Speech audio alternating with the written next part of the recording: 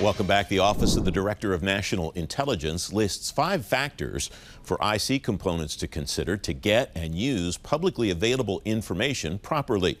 ODNI has recommended those 5 factors for more than a decade now. Dana Barnes is President of Government at Dataminr. Dana, welcome. Thanks for joining me. How has PAI changed the way that people across the executive branch of the government look at information, think about it, analyze it, and use it?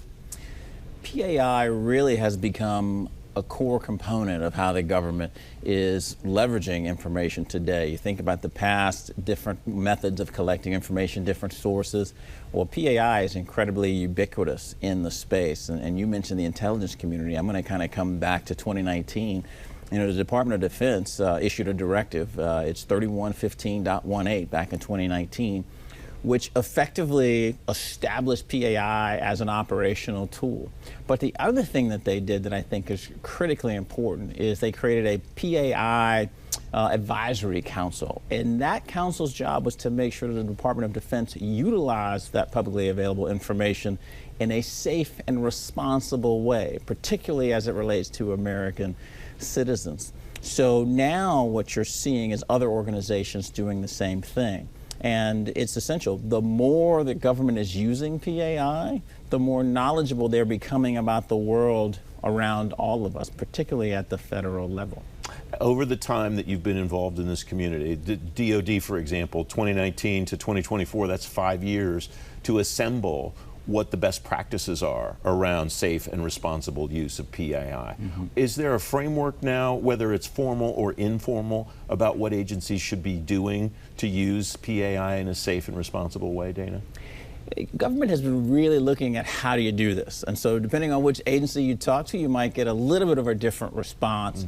But in general, I would say that there is a framework, and we, from a Dataminr perspective, we look at it in terms of use cases. What are those use cases that really support the citizen, that support government, and at the same time are very responsible? So for example, are we using the PAI to surveil people? We never want to do that because that's not a good use of PAI.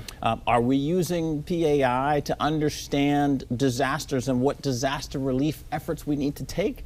That's a great use case for publicly available information. Do we need to understand what's happening globally that may have local impacts? Another great use of publicly available information. You saw this in real time with the recent CrowdStrike outage, where PAI, from a Dataminr perspective, we were actually able to provide our customers and government, we have both government customers and commercial government customers, we were able to provide them an early warning almost 1 hour before the major news media outlets were about what was happening. And not only that, we continued that alerting throughout the course of the day so that our customers could understand what's happening in real time. We leveraged regenerative AI, its capability to just kind of continually summarize what's happening.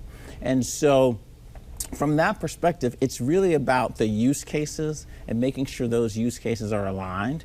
One last thing, the data providers, and there are many, many, many of them, some you're pulling the data from them, some they're serving it up to you, they often have their own view of how their data should be used.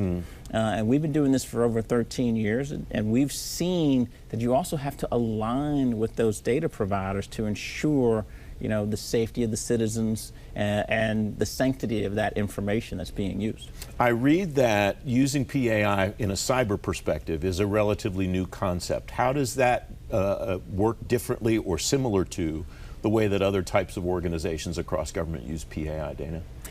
It's very similar. So when you think about it, what are you looking for when you're leveraging PAI? Insights. You want to get the information, you want to understand what's happening. So the cyber professionals can do the exact same thing that the physical security professionals are doing. And there's an interesting thing happening in this space right now. There's this convergence. You think about it as the cyber-physical convergence. And CISA has even come out and said to institutions and organizations that are considered critical infrastructure organizations, hey, we'd like you to blend your approach to security to have both a cyber focus and a physical focus coming together. And on top of that, I think this is a really interesting point. The American Society for Industrial Security did a study, and they interviewed over 1,000 CISOs, so those are Chief Information Security Officers, and CSOs, or the Chief Security Officers, about this evolution. And 73% of them said that this evolution of the combining of the physical and cyber was going to continue. 86% of them said that they felt that the person in charge of security would also eventually assume both of those verticals. So you'd have one person responsible for both physical and cyber. And that's something that I think is very, very important. So those folks can use that data in real time to get those critical insights. We have about 15 seconds left. What's the role for artificial intelligence in helping people sort some of this stuff out, Dana? Pretty simple. You have a mountain of data. Dataminr actually consumes over 1 million data sources to provide our alerts. Think of X as a singular source, or Facebook as a singular source, all the information coming. There's no way you can get through all of that data without leveraging artificial intelligence. That's the piece, the glue that makes it all work. Dana, it's great to have you on the show as always. Thanks for your time today. This was fantastic. Thank you, Francis. You can read more about PAI on today's show page at fedgovtoday.com.